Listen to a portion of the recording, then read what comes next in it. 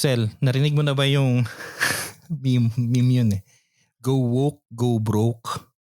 Go woke, go broke. Dami natin mga offend data nito. Go woke, go broke. Ano bang konsepto yan, pare? Ngayon ko lang narinig yan. Kasi di ba yung sa mga recently yung mga movies o yung mga games na mayroon daw woke agenda ay nagpa-flop. So parang bakit daw nagpa-flop and everything like that, no? So I think yun yung maganda natin pag-usapan niyan, pre. Ano tayo ngayon, social analysis nitong wokeism na pag-usapan na natin to dati.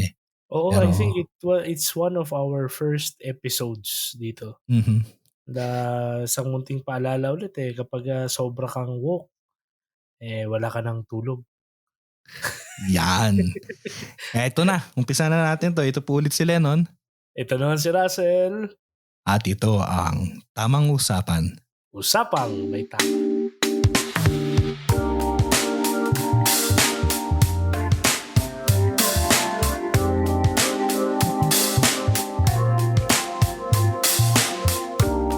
Yawn. Ayun nga, pag masyado kang mulat, baka naman masyado ka na ring puyat. At ang puyat Walang ay tulog. masama sa utak. Well, yung wokeism, pare, as a phenomenon, has never stopped to fascinate me. Again, well, medyo may connection na sa mga previous episodes. Diba? Kung napakinggan niyo yung Pinag-iisipan na po namin to ngayon. Oo.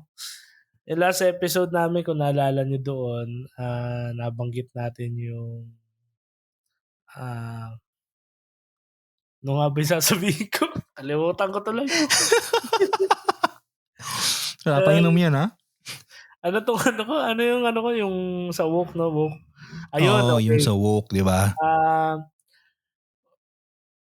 Ang mga situation natin dito sa society natin, these are old problems with just new packaging. So, bago pa natin narinig yung salitang woke, Diyos ko, na-addict din kami ni Lennon doon sa period ng German Enlightenment, French Enlightenment. Yun, the Enlightenment period, woke yun. Kasi nga, yung mga kwan doon, woke nga Naliwanagan daw eh. Naliwanagan sila. Mga rise ng Illuminati.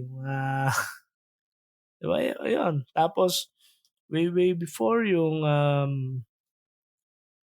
tawag dito, alam natin nagkaroon ng Dark Ages. Yung term nga na yun eh. Yung term na Dark Ages.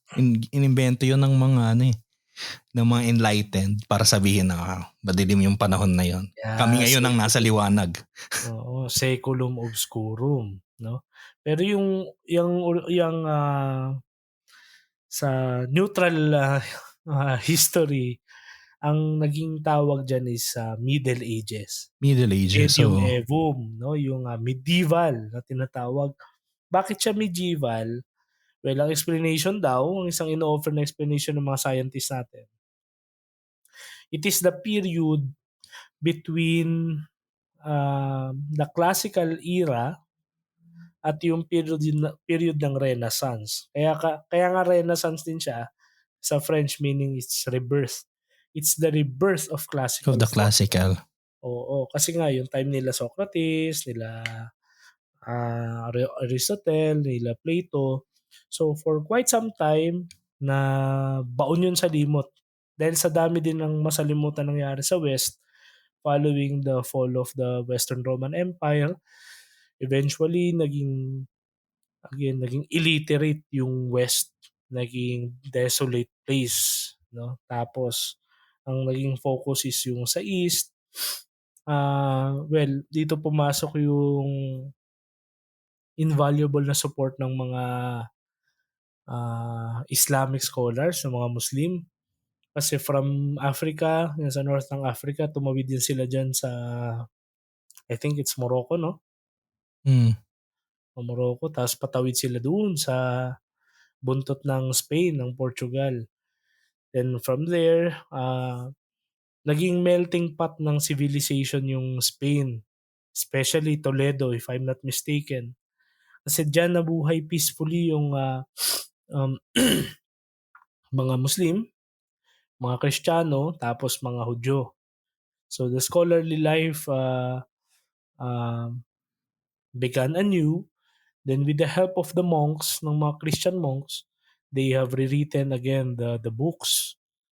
They translated from Arabic yung mga works nila Aristotle, then kumalat muli sa buong Europe. Tama ba nun? Ewan ko parang Tama, tama, oo. tama ba? Sa Then gano'n hence, natuklasan ni Thomas Aquinas si Aristotle, eh.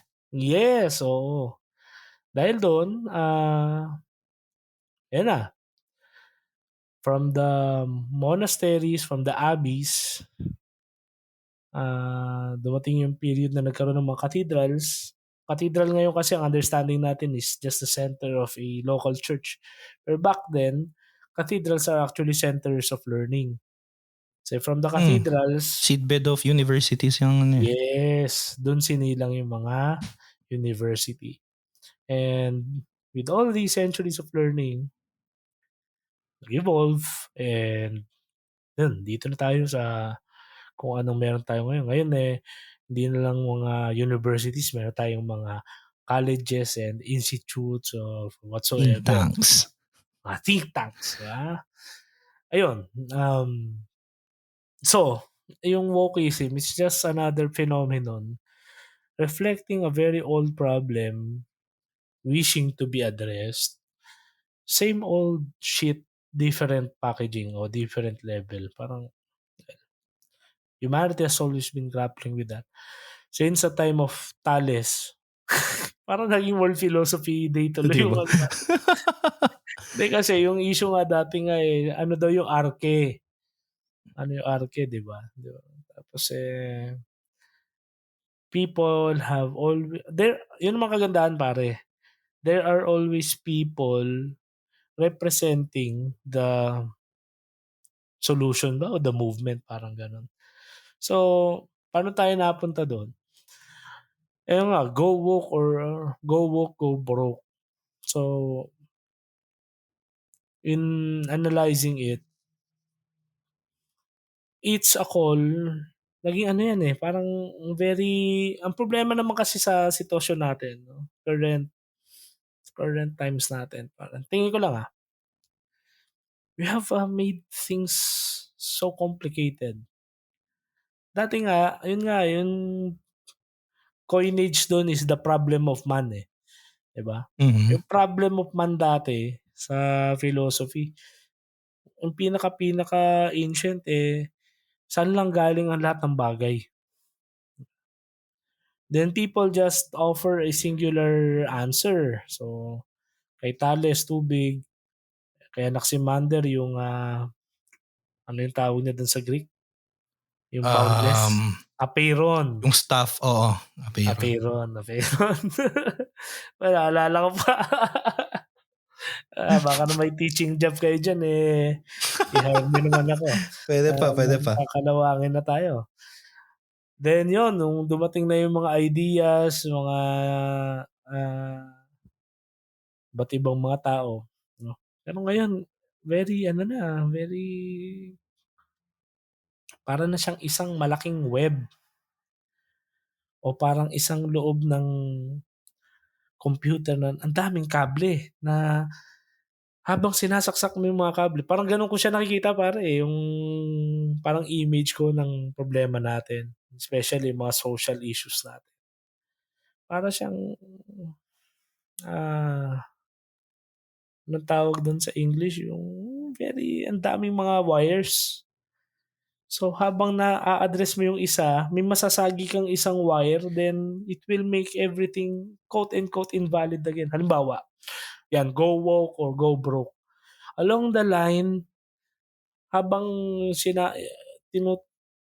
ina-address mo yung sabihin natin economic, no? So preferential option for the poor, mga ganyan. 'Di ba? Pro-poor, pro-life. Meron kang masasagasaan tulad ng gender, ng hanggang kapag nasagasaan mo 'yon, dapat hindi niya sana mare-render invalid yung argument sa iba, pero ika-cancel niya yun, 'di ba? Which is happening actually. Kaya ngayon, parang kung gusto mo manood ng mga inspired sa current natin na era, parang hindi ka na rin makapag-enjoy. Bakit? Kasi if you are, like me na analyzing, ang dami mo i-a-analyze, hindi mo i-a-analyze yung plot, yung ending, i-a-analyze mo na rin sa ano kayang prism, ano kayang political agenda nitong palabas. Kasi bakit parang pansin mo ngayon, heroines na ang mga bida na dapat nandito si Doc Joyce, paano i-ano yun, baka Oo. nagma-mansplain daw tayo. Hindi, ibig ko sabihin, with the heroines na hindi namin kailangan ng leading men o ng leading man to address or to solve our problems for us, then you will encounter the problem of race na parang ang bida dito naman should be a person of color. Tapos mapapansin mo dapat kapag sa isang palabas na ang depiction ay group sila of friends, 'di ba? Yung Friends kasi luma na kaya puro sila mga white, eh. Pero yung Big Bang Theory, dapat, meron ka ng representation ng, woman, meron kang, ah, may ethnicity, and merong quote and quote diversity. Yan pala yung DEI. ano natin, oo. Ngayon, hanggang saan 'to nun? Yun naman ang tanong ko diyan. Hanggang saan 'to? Tapos ano yung go broke? Na dapat ba 'pag mulat ka, obviously ano ba, is this a call to really genuinely support the homeless? Kasi, well, sa Pilipinas kahit papaano hindi gano'n kalala yung homelessness issue natin, 'di ba? So, obviously itong issue natin, itong episode natin, we are trying to look at social media ngayon, tapos social analysis sa situation ng, what's going on with what we think is the quote and quote "the world." Pero actually, tulad ng lahat ng Marvel movies o lahat ng mga, post-apocalyptic genre na movies ng Hollywood, ang world is equals to America and wala, Pacific Ocean na lahat 'yun. O kaya 'pag sinabi ng kontrabida is, "The world is in danger." So ang world na perception lang nila is sa mga major cities lang, London, then Tokyo, then Australia, then, ah, ah, Paris, tapos, Washington DC and New York lang. Ayun nun, yun ang aking early rant. Early rant. yung yung tanong na yun, no, yung go woke, go broke, or maybe better phrase, no. Nagmula yun dun sa yun nga, yung mga nagfa-flop na mga movies tsaka mga games na may clear political agenda na especially revolving dyan sa sinabi mo, Sel, na yung diversity, yung equality, yung inclusivity, no? So, parang nagkaroon kasi ng trend na itong mga movies na pinalitan lang nila yung mga bida, ginawang babae o ginawang ibang ethnicity, tapos nagfa-flop. Or recently, sa mga gamers, kung alam ninyo yung kung kayo ay may PlayStation, tapos itong Sony ay gumawa nung parang 10 years in the making ata yun, o 14 years in the making, yung Concord. So, shooting game to. Pero yung ginawa nila, yung mga characters ay puro mga pwede ba na sabihin body positivity, 'di ba? Yung mataba, yung hindi yung kaaya-aya para sa isang traditional gamer, no.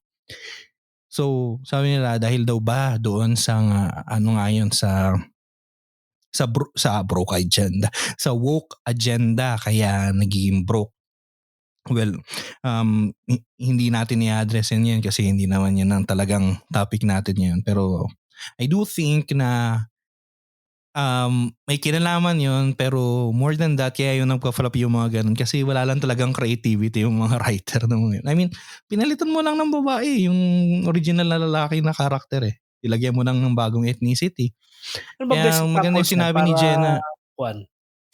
Ano na? Ano yung basic samples niyan? Example, halimbawa, nung nagkaroon ng issue dun sa Little Mermaid, yung ginawa nilang um, ano bang ethnicity nun? Pero hindi na siya white. So parang black siya yung bida. Or halimbawa, ito hindi pa lumalabas pero napakalaking controversy ang nangyari. Yung Snow White and the Seven Dwarfs, i-recreate nila, gagawin nilang live action. Yung nilagay nilang Snow White ay I think Colombiana ata yun o basta Latin American descent, no? Pero una, ang mali nila doon, ayaw nila dapat ng dwarves kasi raw offensive. So hindi ko alam kung anong ipapalit nila. Nung nagreklamo mga tao, binalik nila yung dwarves. Pangalawa, yung mismong artista, sabi niya, hindi raw niya kailangan ng ni Snow White, hindi daw niya kailangan ng Prince Charming na magliligtas. Tapos, parang sabi niya, yung traditional na Snow White, story yun ng misogynism. Story yun ng, tawag dito, ng um, sexual abuse kasi wala raw consent yung paghalik nung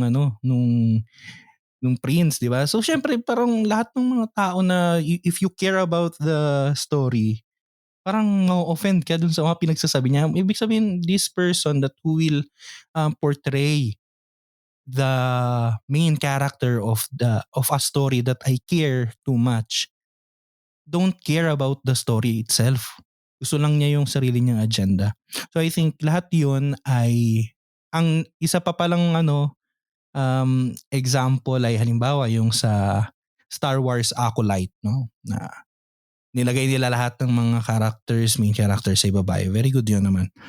Tapos nilagay nila ng mga naglagay sila ng invention ng reproduction ay hindi kailangan ng lalaki. Hindi ko alam kung paano nila ginawa yun. Basta it did not go well sa fans na to the point na kinancel yung series pati yung mga merchandise ng Acolyte tinanggal. Kasi hindi siya original. I mean, you just take something, pinalitan mo lang ng kulay, pinalitan mo lang ng gender, tapos na. Kaya yun yung gusto ko dun sa sinabi ng isang artista na anong pangalan to niya? Pangalan to yung gumanap na Wednesday Addams. Sabi niya, hindi ko Jenna Ortega. kailangan, Jenna Ortega. Hindi ko kailangan na bigyan ako na gawin akong James Bond, na gawin akong kung sino man na. Ba't hindi kayo magsulat ng para talaga sa babae? O para talaga sa ethnicity ko? Hindi yung kailangan na meron kang lumang molde, papalitan mo lang kasi alam mong bibenta yun kasi may na siya, meron na siyang fans. Ba't hindi ka gumawa ng isang magandang story na bago? Anyways, yun ay napalayo na ako. Pero yung pinag-usapan natin ngayon nga, yung wokeism. Kanina nabanggit mo sa Lian yung historical, di ba? Yung historical roots o yung historical parallelism ng wokeism. Ito, nabanggit ko na rin nung mga nakaraan, may binabasa akong libro by the British historian Tom Holland. Hindi siya si Spider-Man. Si Tom Holland, ang title ay Dominion. Ang kanyang thesis, ang kanyang argument doon is that lahat yan, yung wokeism, yung reformation, yung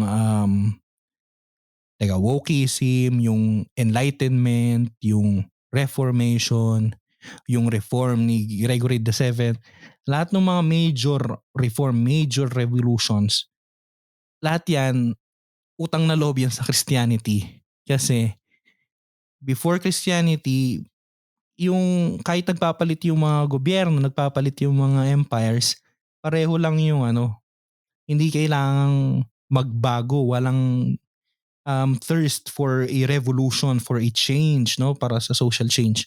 And then came Christianity na naglagay ng prime doon sa social obligation ng bawat faithful. And then, nagkaroon ngayon ng thirst for that. Always that thirst for reform, for a revolution, di ba? Sabi nga sa Latin, di ba? Ecclesia semper reformanda est. So the church always reforms herself. So parang gano'n din. In a way, society became thirsty of always reforming itself. So pumasok ka dyan. Nagkaroon ng first na major reform yung kay Gregory VII. And then you have the Protestant Reformation, the Counter-Reformation, tapos yung Enlightenment, tapos hanggang dumating tayo ngayon sa wokeism na at its core, dahil yun doon sa desire for reform na social. Ang problema lang, asan yung limits niya, di ba? Baka naman kasi, so yun nga, nabanggit mo nga sila na pati dun sa mga dumating episodes, baka naman kasi sobrang mulat na hindi na nakakatulog, na puyat na. So pag puyat ka, hindi ka nakafocus, so nandito ka lang sa extremes. Hindi mo na nakikita itong mga nandito sa fringes, nandito sa mga nasa gitna, di ba? So, yun yung ating pag-uusapan ngayon. Actually, pinag-uusapan na natin kasi magto 30 minutes na tayo. Pero, 30 minutes na, no? Intro pa di ba? lang. Grabe talaga tong podcast na to. Pero, ayun, nabanggit mo na kanina, Sel, yung, well, ito rin yung topic nung last nating episode, di ba? Nung sa Modern Roman Empire. Hindi, just to, Yung, para may transition lang. go. Yun kasi yung parang kritiko sa wokeism. Akala ko kasi, the more na mulat tayo, the more na mas inclusive, mas welcoming, mas enveloping tayo. Parang medyo contrarian, no? Kasi 'di ba nga, 'di ba yun nga yung message ng wokeism? Quote and quote, inclusivity, diversity, synodality, pare. De, akala ko ganun tayo na the more na woke tayo or awake, woke 'di ba is siya, past tense kasi siya eh. Past tense na. Past tense ng gising, 'di ba? Pero ang adjective is awake, 'di ba? Mm.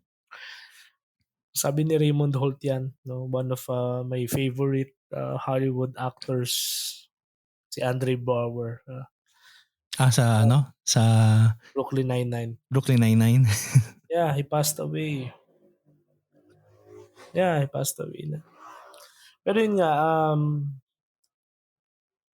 akala ko mas inclusive, mas welcoming tayo. Apparently, hindi eh.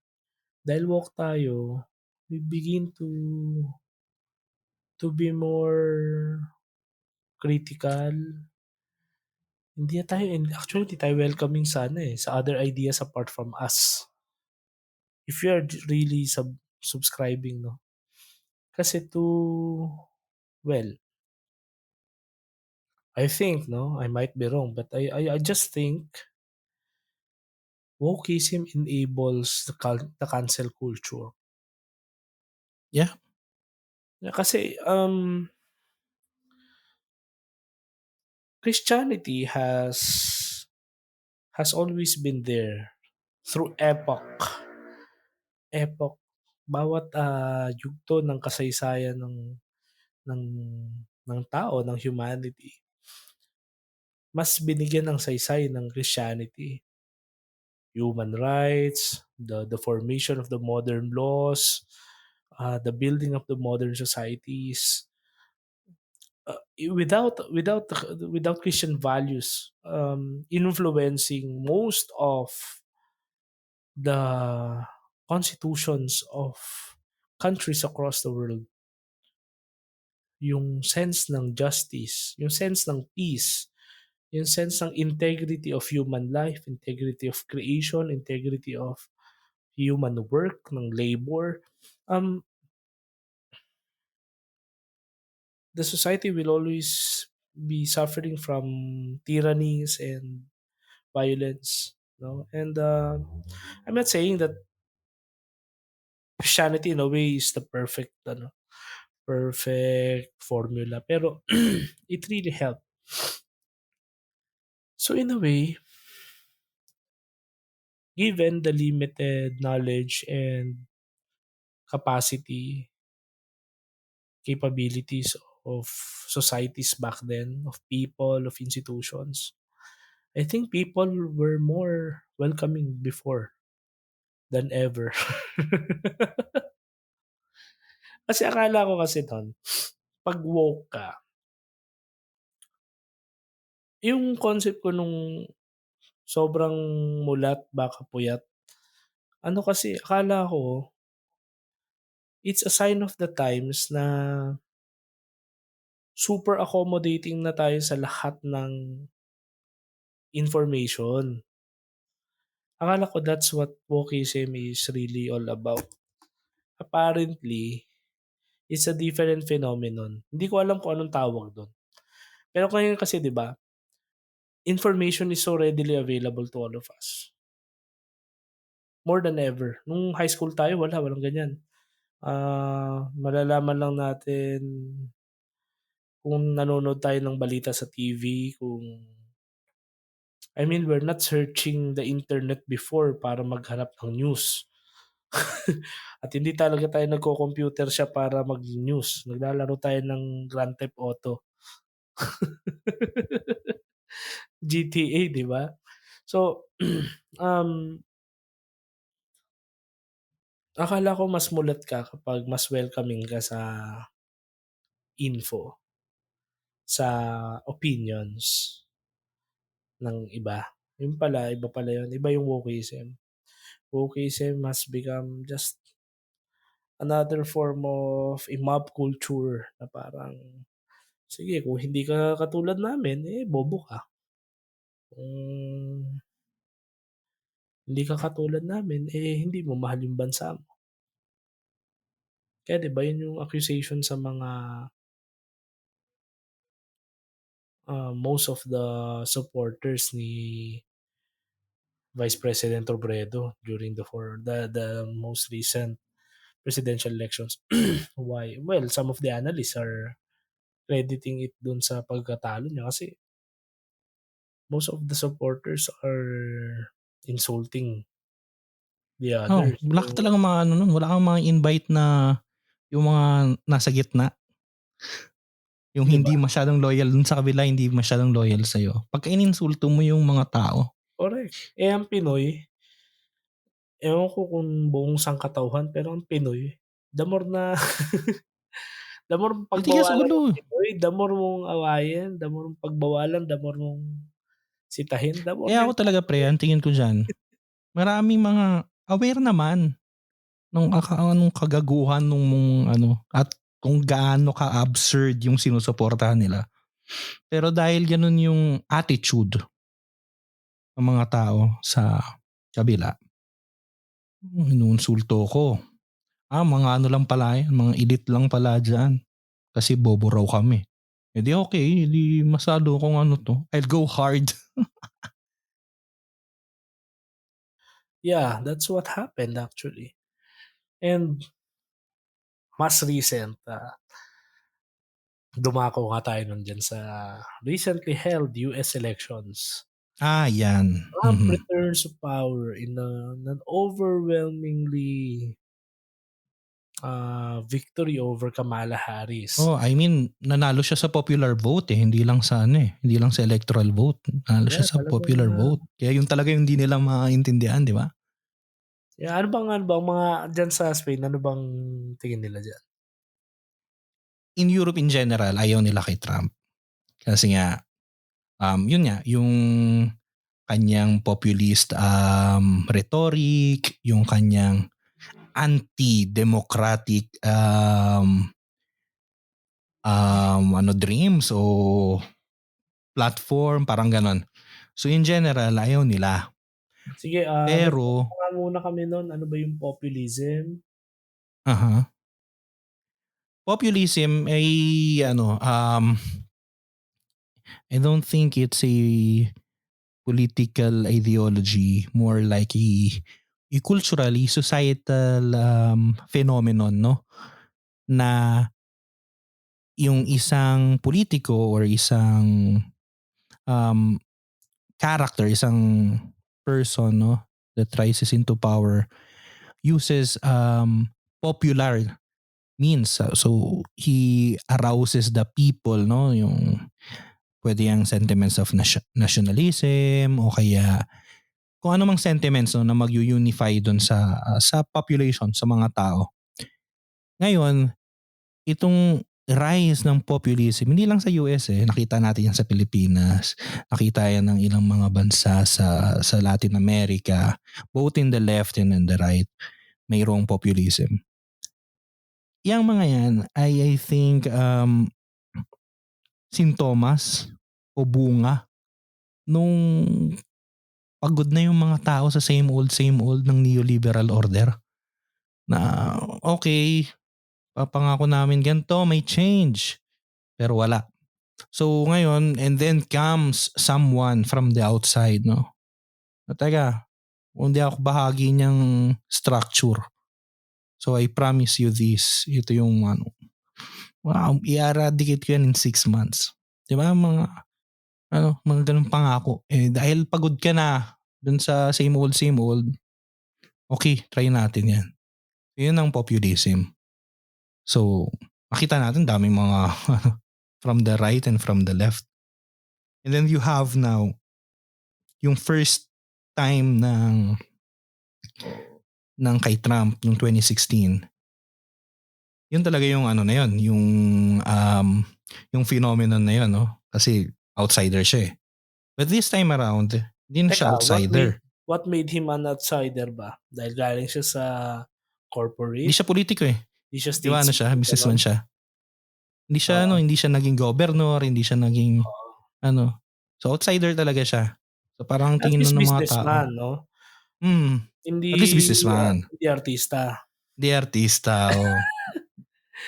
Dito nga daw sa Ito pa isa pala na kanina pinag-usapan natin yun, no, na parang lagi nating ginagaya sa Pilipinas yung mga Amerikano. Speaking of artista, sa Pilipinas, yung mga artista tumatakbo, no? Tumatakbo mga senador, ganyan. Sa US, sila yung komento ng komento, sila yung nagbibigay ng political advice sa mga tao. Naalala ko yung nag-host si Ricky Gervais sa Golden ba yun? Globes. Golden Globes, yun. Sabi niya, bakit kayo dito? Sa pasalamatan ng Diyos nyo, huwag na kayong magsalita ng mga political views niyo kasi wala kayong alam sa mundo. Some of you spent less time in school than Greta Thunberg. Di ba? Dami na offend doon kasi ngayon hindi na alam ng mga tao na yung sarcasm, It's a very great critique of modern society. Ang ganda nung monologue na yan. I mean monologues kasi iba pa sinasabi ni Ricky Gervais. Well, ang isang natin din dyan, yung Pilipinas din kasi, no? In a way, we have entered into a populist era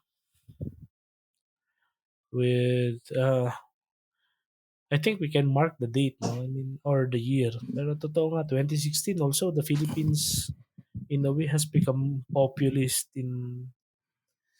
as a culture, no? Talagang pagod na tayo sa mga pangako, sa pagpapakahipokrito, no, ng mga politiko. So sabi natin, sige, di baling nagmumura. At least change is coming naman eh. At least may magagawa. Kesa yung walang pangako pero I think it's looking back, parang ganun yung yung overall na sentimento ng taong bayan. Nagtiwala naman tayo sa ganitong klase ng partido over the years. Wala naman nangyari. Tapos ang dami mga controversies na bumalot sa administrasyon ng time ni Pinoy. So sabi ng mga tao, well, hindi natin pagbibigyan pa ulit siguro yan. Baka time naman na ibang ano naman, yung matapang-tapang. So, well, apparently, only time will tell, only history will tell. Pero, uh, same oppressor, just different packaging. Mm. Just different way of Mas oppress. ano lang, mas garapal lang. Yeah. Then tsaka isa pa pre, ang problema, yan yung actually problema eh. The people went to the populist kasi nga populismo, di ba? So the people went to the populist kasi nga tawag na sila sa same old. And then you have now the alternatives. Ang problema sa mga alternatives, either they just stay same old, just stay in the neoliberal order, or they go way to the extreme. Like for example, extreme left, extreme wokeism, di ba? And then yan yung pinag-uusapan natin nila, yung wokeism na nagpipreach ng tolerance at the same time is intolerant. Naalala ko to, may ano yan dati. Hindi ko alam kung kaninong philosopher yun eh. Yung daw, sa loob daw ng tolerance, kailangan talaga merong intolerance. Kasi like for example, freedom of speech, hindi mo raw pwedeng i-tolerate yung speech ng neo-Nazis, for example. So lagi raw may ano yun. Yun yung justification doon. So, well, I think it's worthy of its own episode pag-usapan yung yan sa freedom of speech. Pero, well, parang sa ano Christianity, yun eh, symptomatic na yun eh. ganun din naman kasi sa Christian tenets. Like, hate the sin but love the sinner. So practically, we welcome yun ang problema sa wokeism. Kasi you hate the ideology of the other and you hate also the other because he is of that ideology. Ang problema kasi, halimbawa, ito. Wala silang structure eh, walang philosophy or, well, unlike dahil Christianity, so may theology kasi Christianity. So dahil may moral theology, walang base eh. Merong skeleton, may backbone, kumbaga. Exactly. Yung gospel, yung wokeism, sige na kung ano lang, basta maramdaman mo na isa basta kang nandun ka ganito, sa inline ka dun sa thought ng partido. Kaya nga. Sa thought ng majority. Yun. If ano you yan? feel that you are angry, edi angry ka and that's valid. Valid yan. Diba? Yun nga pre. Pag angry ka, valid yan. Pero pagka angry yung isa na iba yung ideology, iba yung iniisip, masama yun. Ano yun? Aggression yun. You're yan yung centuries of oppression. Yan mo napansin mo yung reactions, diba? After nung lumabas nga na overwhelming yung pagkapanalo ng ngayon ay President-elect Trump sa US, yung reactions after na ba? Walang kaunti yung mga reflections ng ba't siya nanalo ng popular vote na ganun karami. Parang I think ngayon parang nasa 8 million na ata or something yung difference nung boto nila na popular. Walang masyadong reflection doon. Ang reflection palagi ay like, hindi kasi yung mga bumoto ay mga misogynist, ang mga bumoto ay mga uninformed, meron pa nga, uneducated males. Yan, lagi nilang inaano. Ang akin doon, kapag kinulong mo na, kinategorize mo na yung mga tao na yon, kasi nga hindi sila kapareho ng iniisip mo, hindi ka na rin welcoming para sa kanila. Baka lang naman. Siguro sa spectrum, meron talagang yung mga extremist doon sa mga yon. Pero baka naman kasi tayo rin, o sila, yung mga progressives, ay masyadong gumalaw na papunta dito sa kabilang extreme na na-alienate yung mga nandun sa gitna. Tapos nagsasabi sila ngayon na terms na very familiar din sa atin. Mga bobo, garbage, Nazis, fascists, di ba? Sabi nga ngayon, kahit dito sa Espanya, napakadaling maging fascista ngayon. Dito sa Espanya, Katoliko ka, fascista ka. Pro-life ka, pasista ka. Kinakriticize mo yung gobyerno kasi incompetent, pasista ka. I mean, ang dali nating mag-throw nung categorization. Baka yun yung nakaka-damage doon sa movement, doon um, sa cause mo. Kasi ang mangyayari, itong mga taong ito, na baka naman talaga nasa gitna lang sila, baka talagang iniisip lang nila ay yung araw-araw nilang kakainin. 'Di ba may isa pang ganyan lumabas um, na reaction na kasi yung mga bumoto mga uninformed na wala silang pakialam hindi nila alam na mas importante ang GDP kaysa sa inflation. Akin dun, oo, hindi talaga gano'n sa mga pangkaraniwang tao. Mas iisipin nila kung kaya nilang bumili ng pagkain nila sa araw-araw kaysa isipin nila yung GDP number. So, 'pag sinasabi mo yan ng mga bobo yung mga yun, talagang wala nang pupunta sa'yo. 'Di ba? Yun nga, yung malaking swing and a miss kasi wokeism is supposed to be a very good and healthy thing, no?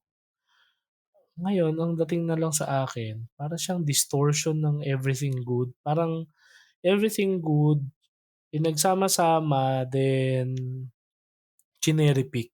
Parang ganun ba? Example, when it comes to psychology, individual psychology, so yung self, yung ego, yung psychosocial, 'di ba? Yun nga, yung emotions mo, you should be able to express it, valid 'yan, 'di ba? Yung gano'n, 'di ba? We've learned this sa seminary 'di ba? Yung counseling And here comes the political opportunists.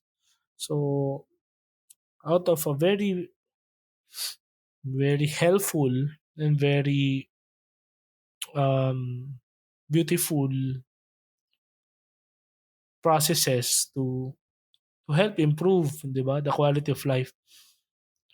Papasukan ng agenda nila na political. So ngayon distorted na 'no. I identify as angry Ako and pre trans-economic. I'm a so rich man in a poor man's body. gano'n 'di ba? Trans-financial. Ah, ah, ang dami ang ganda sana if yun nga problema kasi yun nga yung Christianity kasi is something organized. Well, yun naman ang reference natin kasi we cannot speak for other religions or other institutions. Pero yun nga organized. Dahil organized, merong leadership, ta's merong doctrine, 'di ba? So merong regulation.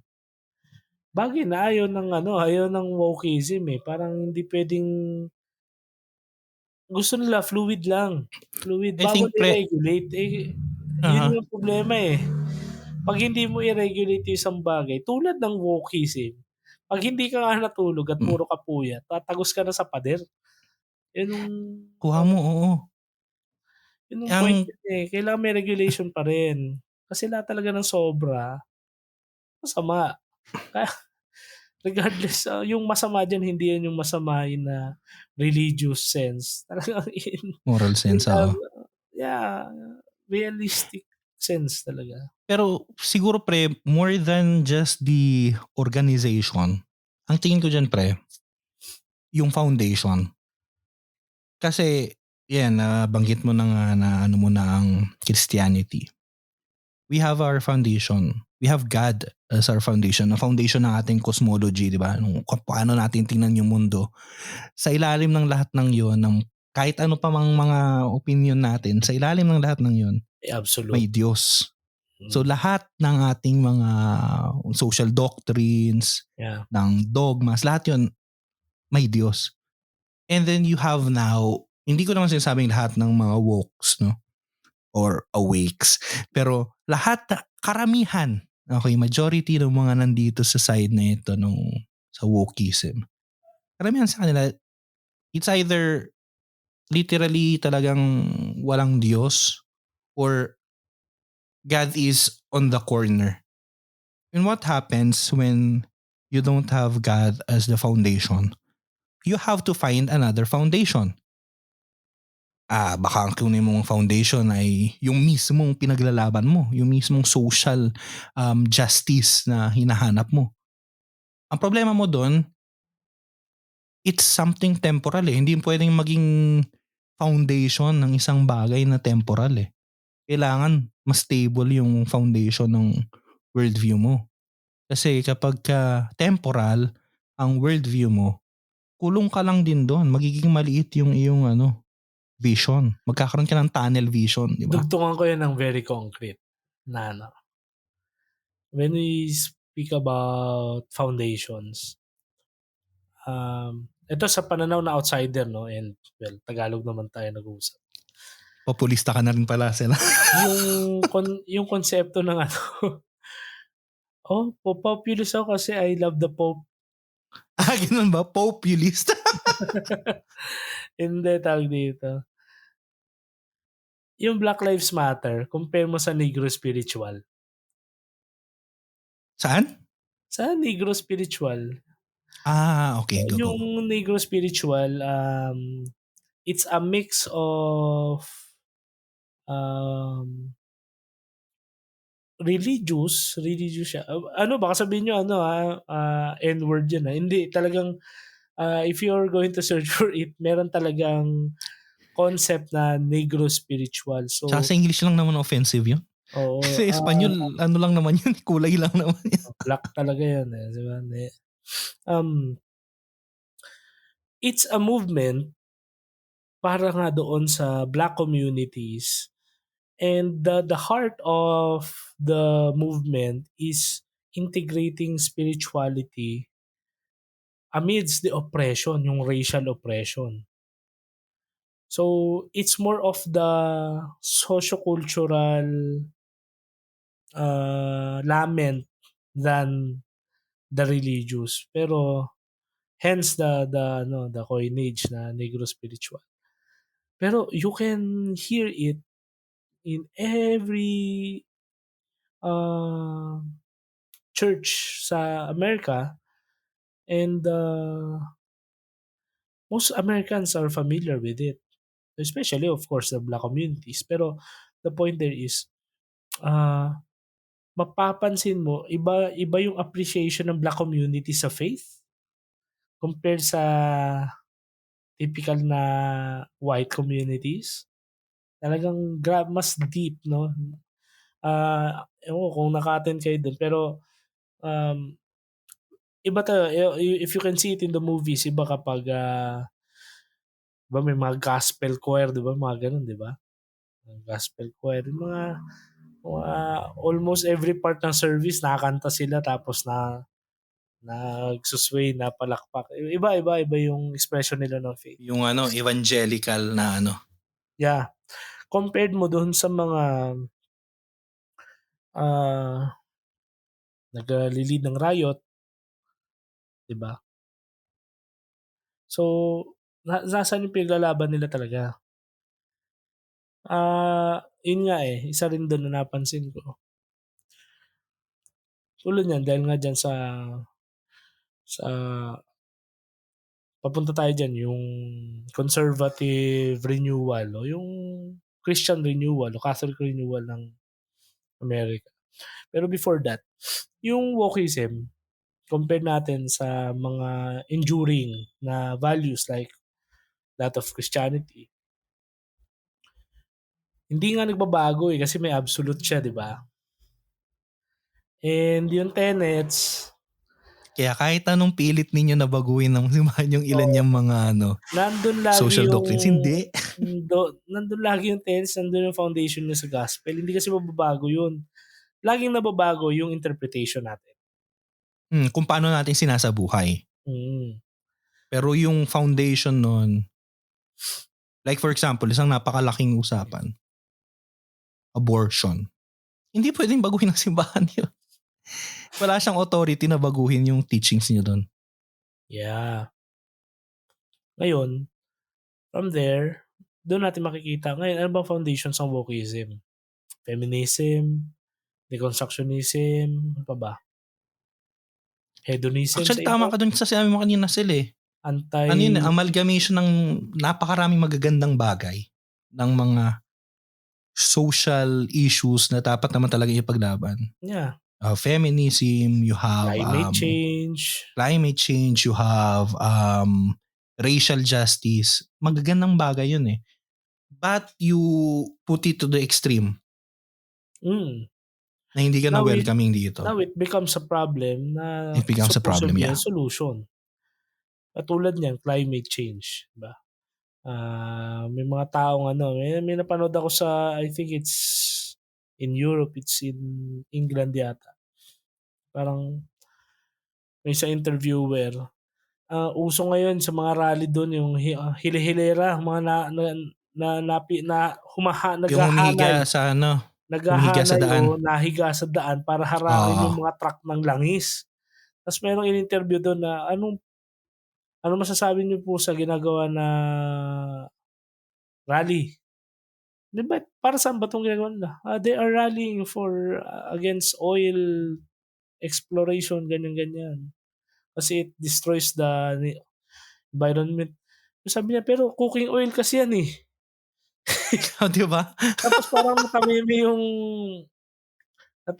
yung yung reporter. Tapos merong mga volunteers din doon sa gilid na nakarinig. Parang yung di ba? May isang may isa ring video.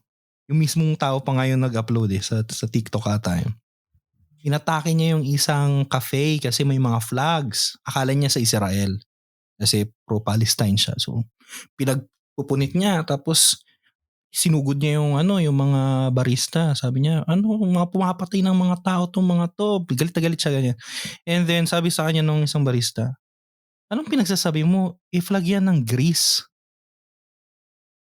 Di ba? I mean, meron taong may maipaglaban lang. Di ba? Doon makikita asan yung foundation nun. Asan ang gagaling yun. Baka naman talaga ang gusto mo lang kasi patunayan sa buhay, may pinaglalaban ka. Yeah, tulad yan, Palestine. Ako, my heart goes to the Palestinian people. Ako, I really push for, I believe pala I push for. Parang may power eh. Di ba? Parang policy maker. I believe in a two-state solution. And talagang wish ko talaga, dalangin kung magkaroon ng peace talaga dyan sa City of Peace. Pre, I believe in the Crusader solution. Di joke lang yun pero balik si King Baldwin II. I think it was Baldwin the Fourth. The fourth ba? Yung yung Leper King. Oo. Yeah, idol ko rin yan, si Baldwin. Ayun, pero since nabanggit mo yan, ito naman, nakakaisang oras na rin tayo. So, ang kinakatakot kong mangyayari is baka sa sobrang panggagaya natin sa mga nasa labas natin. Una, mangyari din sa atin ng mas pangit. Pangalawa, kaka-adapt natin sa ginagawa ng iba, baka naman yung sarili din natin makalimutan na natin. Ano ibig ko sabihin? Supposedly, yung sinasabi kong akala ko na yung wokeism is accommodation ng halos lahat. Parang i-welcome mo dapat lahat eh. Paano kung ganun tayo? Welcome tayo ng welcome. Nakalimutan na natin sarili nating values. Diba? So yun, tulad yan. Wokeism. May mga nakikita-kita ako pero I think very minority pa rin sila dito sa atin. Well, yun din ang gusto kong i-challenge sa mga kasama natin.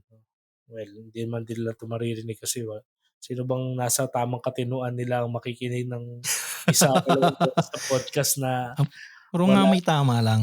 mga may tama lang. Pero kung makakarating 'to sa kanila o kung may nakikinig 'to tapos sinumbong niyo kami sa kanila, una, ipapasok natin yung ano, yung concept ng inculturation, eh, pero hindi tayo sasayaw sa misa, ha. Yung Lalagay ng ano, inculturation dito, tulad niyan halimbawa Black Lives Matter, racial justice. Ano ba yung applicable na social issue sa atin niyan? Lumad justice, 'di ba? Justice for our indigenous peoples. So, protection ng ancestral domain, make sure na free and safe sila sa oppression, sana wala ring ethnic cleansing. Actually, walang ethnic cleansing dito sa bayolenteng paraan, eh, yung talagang wala. ano Isang beses lang nagkaroon ng sa history ng Pilipinas, I think isang beses lang nagkaroon ng almost ethnic cleansing na violent. I think first years ng American occupation, ganun ba? American colonization sa Mindanao. Yung ano nila Hmm, sa laban sa mga kapatid nating Muslim sa Mindanao. tulad nun dapat nga sorry buti na lang sinabi mo kasi ako ayan hindi ko kayo malalaman kung ano. So, tulad nun, mas mas dapat ang focus natin sa education since ang daming matatalino sa'tin lalo na sa comment sections ng Facebook. Ang i-focus natin is ituro yung tama at totoo, at the same time, yung talagang makakapagpabuo sa atin bilang Pilipino. Hindi yung kung ano ang pronouns mo o kung ano yung I mean, ang dami ko namang tropang ano 'no, ang dami kong kaibigan na LGBT pero hindi nila talaga in-impose sa akin 'yan na dapat ganito yung address sa'kin. Hindi natin kailangang gayahin 'yun 'no, sa US or sa Europe. Kasi iba yung concept natin, yung concept na wala silang concept ng kapwa, which is shared identity, Yan. na lahat ng individuality natin, we are willing to, give up. Kasi ang Europe, ang West, adik yan sa individuality, sa ego, authenticity, et cetera, self. Ang Pinoy, tayo, lalo na ang Pilipino, not necessarily Oriental, no? Pinoy, meron tayong masamang perception sa sarili. Kaya nga may term na makasarili, yung makasarili, di ba? Mga selfish, di ba? Yung, ang ano tayo, intrinsically altruistic tayo bilang isang nasyon, no? Bilang isang community. So instead of being, yung magpakain sobra sa Western doctrines, ibuhos natin lahat ng talino at energy natin sa pagbuo ng ano natin, communities. Teach the young what really happened sa history. Our history is under attack sa social media. Pumalo ng 11:00, 12:00 ng hating gabi, iba na yung mga mapapanood mo sa algorithms mo eh. Sa TikTok, wala kang maririnig dun about West Philippine Sea, uh, very much filtered. So, mas distracted pa tayo sa kung ano-ano mga nangyayari sa US. Kaya ginagaya natin. So, mga pasayaw-sayaw tayo, paano, walang problema dun, entertainment yun eh. I mean, hindi namin trip yun. Kaya baka naman sabihin nyo na, kayo nga, hindi kayo understanding sa mga ganun tao. Hindi naman, hindi namin yun atake. Pero, if we can devote something, at least a part of what we are already doing, kahit kapiraso lang nun, we do it into something na wholesome, pakipakinabang at nakakatulong, di ba? It can really make a difference. Yun nga. So, hindi tayo blindly gumagaya lang, alam natin yung nangyayari. So ano pa ba, bukod sa ano, yan, Black Lives Matter. Yan. Of course, throughout the world naman, women empowerment, women's rights, women equality, isulong natin yun. We push for it, 'di ba? Pero we don't have to be as toxic as how the wokeism doctrine suggests na magre-revise tayo, ika-cancel natin ang mga bayani natin, mga ilustrado, walang ilustrada. Ay putik, magkakaproblema tayo niyan, 'di ba? Na parang ah, sa tingin ko, kung isa ka talagang Pilipino, ang isang Pilipino hindi talaga siya magkakaroon ng problema dun sa pag-adapt, hindi sa pagtanggap. At some point, yes, totoo naman. Naging dominated talaga yung society natin ng mga kalalakihan. Walang kaso dun. Cultural thing yun, eh. Ngayon ika-cancel ba natin yung nakagawian dahil dun? We help to improve, 'di ba? And we have never been oblivious of women. Kaya nga si Tandang Sora nandiyan, eh, 'di ba? Gabriela Silang, Gregoria de Jesus, sila Kalaw. Wa may episode kami sa mga babae, usapang babae. So, 'di ba tulad doon, even doon, kahit kami naman ni Lennon, eh, yun ang nakamulatan namin, eh, pero we make an effort to understand that. Pero not necessarily bulag lang na tatanggapin yun na, okey, so ito pala yung turo ng mundo ngayon. So we dialogue, we dialogue with the world na, ito pala yung sinasabi ngayon. Oh, what does the church say? What does the gospel say? Then, how can a Filipino really kaya nga usapang may tama 'to, eh, kasi hindi lang 'to sa pagiging Katoliko 'no. So, it's also about being a Filipino, paano mas maging matinong Pilipino pagkatapos ng isang araw na may tama. Ayun, so, Non, ikaw?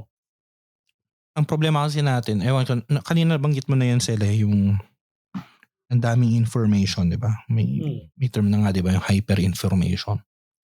Yun pala tawag do'n? Sabi ni Byung-Chul Han, Okay. Korean, German philosopher na si Ay, gusto ko palang Byung-Chul ano yun Han. diyan, 'di ba siya ba yung yung Generation of Glass? Iba pa yung Hindi si yung Byung-Chul Han nag-term yun? na Generation of Glass. Nakalimutan Okay, ko yung sorry. pangalan. Pero sabi ni Byung-Chul Han, yung nangyayari kasi sa sobrang dami ng information, what we are creating as a society is communication without community. We have forgotten yung traditional community without communication. Not necessarily na hindi mo kailangang makipag-communicate o walang ano. It just means na hindi mo kailangan walang pressure nung self-expression. Di ba? Yan yung lagi nasa social media. You express yourself. Authenticity. Di ba? Yung may laging pressure to be authentic, to express yourself. Ganyan. So, yung community above the need to communicate is our guarantee para hindi tayo pumunta dun sa extremes. Kaya yung sa sa case sa Pilipinas, I think in a way I am very hopeful na we will not if we take care, we will not fall na ganun katindi katulad sa West in general o sa US in particular sa extremism. Kasi yung ating foundation as a culture, as Asiatic culture, and also in a way nakatulong din yung ating identity as a Catholic majority nation. Both yan yung sa Asian culture na ang focus ay yung family, yung community, and then you have the Catholic idea or lifestyle na mas nakafocus sa church as a community bilang tayo. bilang komunidad, mas yung ako, yung individual. Kasi yun yung pinakaiba. Sa Western culture, nabanggit mo kanina yan sa nabubulol na ako. Sa Western culture, lagi na kayo focus sa ego, and also, especially dun sa mga Protestant cultures like sa US nga, na ang importante ay yung personal relationship mo sa Diyos, di ba? So, andun yung individualism. Very important yun, yung individual. Kaya nga ang foundation ng demokrasya ng US ay yung personal liberty. Kaya yun ang malaking usapan. Will I be more free with this candidate or with this other candidate, no? So, in a way, itong gift to sa kultura natin at sa pananampalataya nating mga Pilipino na we have that community-based or at least community-oriented cosmovision. So, I think kung aalagaan natin to, kung hindi lang tayo blindly nagagaya, nakita natin, okay, sa US uso to, wokeism, at on the other hand, sa kabila naman ay Trumpism. Yan lang natin. At kunin lang natin, giyahin lang natin, di ba? Minsan mapapansin mo yun, makikita mo kahit sa media Di ba? Dati mga bata tayo, mga media, alam natin may counting bias, pero the way that they present the news ay talagang news, di ba? Hindi opinion piece. Ngayon makikita mo na parang gusto nilang maging CNN, gusto nilang maging Fox News, di ba? Kasi very nagki-create sila ng mga yellow journalism ngayon para sa akin. Kasi para lang clickbait lang yung ibang mga di ba? Mga paterno, mga ganon. So, kung gagayahin lang natin ang gagayahin, delikado yun para sa kamalayang Pilipino. Pero if we really take, kasi marami na talaga mga magagandang bagay. Yun nga yun ang mas delikado sa isang bagay na extreme Kasi maraming mga gagandang bagay doon. Mga tama. Ang problema mo, pagka kinuha mo yan sa package deal, minsan hindi mo kailangan kunin yung package deal. Kaya kunin mo lang yung mga tama at mabuti doon. Parang Tapos pagkakuha application. mo, yun paglaban mo. Correct. Totoo, parang applications kasi minsan ang problema sa atin para tayong mga tamad. Yung application, di ba, bago yan ma-install, nakalagay dyan is kung accept all or modify some changes, di ba? Di ba? Parang cookies, di ba? Yung sa pagka nagano ka sa Pag website, di yan, ba? Cookie banner. ma-manage mo yung cookies mo, di ba? Ganun din. Yung hindi naman natin kailangan. Ayun, very pragmatic, no? American pragmatism. Pero actually, yun naman point dun Inevitably nun, nakikita ko dito, kung ano talaga nangyayari sa iyo nangyayari sa atin. So, probably, there's a high probability na merong Trumpish profile na babalik sa power. Kung sino man o kung bago man yun o Mhm. babalik lang sa dati, it's very, very possible. Kasi nga, populist tayo. Kung gusto ko lang tumbukin, baka naman kasi yung populism natin, hindi natural na sinilang. Baka naman Fabricated.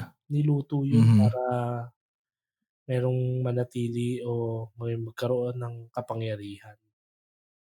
At ginagamit yung mga simple nating mga kababayan na, di ba? Back Ang then, akin naman dyan, pre, I think may possibility na malaki na mangyari yan. But at the same time, may dalawang bagay na I think pwedeng makapagpigil dyan. First is that if the alternative have the courage to reform itself, na hindi na siya maging same old, na hindi na siya maging exclusive club ng mga matatalino at mga Jesuit University graduates. Pwede ako manlait ng Jesuit University graduates kasi graduate ako ng Jesuit University. pwede, Kaya pwede, pwede. manahimik kayo. Authorized. Authorized ako. Pero ayun. So, kung kaya niya mag-reform ng sarili niya at maging mas inclusive siya. 'Di ba napaka ano lang ironic para sa akin. You Well, have the people who deceptive. advocates for inclusivity na hindi inclusive. Problema nga nun, naging deceptive yung dati. I mean, no, well, President Duterte back then, 2016, ang DSWD din nun si Ka Judy Tagiwalo. Ang DA nun si Kapaeng. 'Di So, ba? Famously sinabi niya siya raw ang first leftist president ng oo, and Pilipinas. it's all a deception. Hindi niya pinaupo. Yeah. So, yung mga reforms na dapat talaga mangyari, hindi nangyari. Well, since sa isang oras na rin naman tayo, ang aking wish lang sakali man, inevitably, talagang kung ano nangyari sa West, gagayahin natin. Kung hindi natin gagayahin, mangyayari lang din sa atin kahit hindi natin sadyain. Ang nilulook forward ko na lang talaga is ngayon sa Amerika, increasingly nagkakaroon ng hindi reform renewal, no? Revival. Yeah. Kaya revival, no? Si Brother Parang Clem, no? gothic revival lang, 'di ba? Si Brother Clem lang sa dun sa parokya natin na tumutumba-tumba, Charismatic no? revival. Pero may Catholic revival sa Amerika, and people are getting, tawag mo dito, the devotion, the appreciation, the reverence that young Americans or the Americans of today are rendering sa Eucharist, no, sa church life, sa sacraments, is overwhelmingly inspiring. Yung traditional Latin Mass na nagbo-bloom na ulit sa United States. And with that, yung pro-life movement, lumalakas. Conservatism is not necessarily a political stance, no? Yun ang problema kasi dun sa mga progre, 'di ba? As I was saying, parang conservatism nun is not merely a political stance. It's a way of life eh. Nababrand lang siya ng conservatism. Pero if you're really adhering into a specific way of life and you abide by it, not only during the good times, does not make you a parochial-minded or close-minded conservative. It makes you a human person with a conviction that at all times you stand by your convictions. At times you will fall short of your commitment, of your conviction, but it doesn't make you less of a person. So kung merong mga ganitong revival, I'm really hoping na sa Pilipinas mangyayari din yan. Yan naman yung aking greatest hope ko. So, it's not always bad, pero it will take quite some time. Kasi nung nagkaroon ng quote-unquote reform ng Vatican II, nung pinagigigaba yung mga magagandang simbahan just for Recovation. for the sake of modernization or modernity, kasamang namatay nun yung sense of the sacred natin. So ngayon, hindi May na isang niyan pre, may isang kwento sa Cebu, sa Mactan Island. Yung main church doon, yung Virgen de la Regla. Napakangand ng simbahan daw noon. Tapos, and then came after ng Vatican Council, the second. So, nagkaroon ng parish priest na Belgian. So, yung kanyang gusto niya ay ma-modernize lahat. So, pinag-iba niya. Habang pinapag-iba raw niya, sa sobrang ganda kasi nung structure, sobrang talino nung mga gumawa, hirap na hirap silang gibain yung simbahan. Na to the point na balak niya dapat lahat pati yung kumbento Pero natapos niya yung simbahan, hindi niya na pinag-iba yung kumbento kasi mas mahal pa yung ginastos niya sa pagpapag-iba kaysa sa pagpapatayo And then while that is happening, yung mga tao daw nagiiyakan. I mean, just for modernity's sake, wala kang pakialam dun sa mga tao mo. I think you fail as a parish priest. No? Kaya duda ako sa mga talagang galing sa Louvain eh. Joke lang po. Well, yun. Tapos na naman tayo ng isang episode. Diba? It's supposed to be light actually, pero ano lang sana siya, isang prangkang analysis lang sa mga nangyayari. Kung meron mang impact na significant yung pagkapanalo ni Trump, yung reflection gusto ko ituon sana sa mga makikinig nito. Kasi yung iba dito tatanong eh, Kuya Russell, anong masasabi mo sa ano? Marami nagchat-chat sa akin eh. Ako nga pala, shoutout pala kay Aren. Mga bago nating mga Uy, subaybay shout si out. Aren, tsaka si Engineer Chris, yung katrabaho ko. Oh, may Yun nga, engineer na tayo ha. oo Minsan nga. baka pwede tayong mag-usap ng ano. Oh, sige, imbitahan natin siya sa mga Oo, di ba? tungkol naman sa science and technologies KBD. Ayun nga, yung focus tayo doon sa content ng discourse and how to improve the discourse, hindi yung pumatay ng discourse. Kaya that's how we can improve it eh. Kasi halimbawa tulad yan, ah, napaka hindi ko alam kapag babasa ka o mag-ano ka sa social media, yung iba sa clickbait lang eh. Alam mo kapag clickbait lang eh, kasi ibig sabihin, hindi talaga nila binasa yung article eh. Mm.